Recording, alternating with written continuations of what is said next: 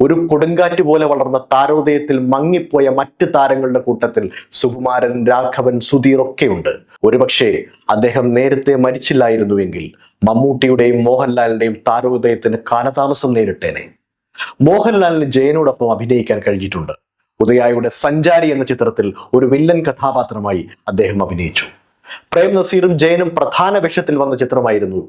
മറ്റൊരു പ്രത്യേകത ഈ സിനിമയ്ക്കുള്ളത് യേശുദാസ് സംഗീതം നൽകി പാടിയ റസൂലെ നിൻ കനവാലെ റസൂലെ നിൻ വരവാലെ എന്ന ഹിറ്റ് ഗാനവും ഇതിലാണ്.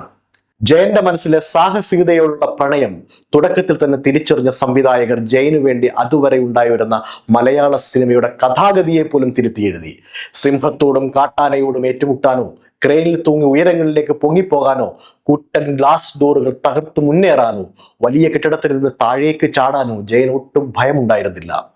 ഡ്യൂപ്പിനെ പോലും ഉപയോഗിക്കാതെ തനിക്ക് ലഭിക്കുന്ന കയ്യടികൾ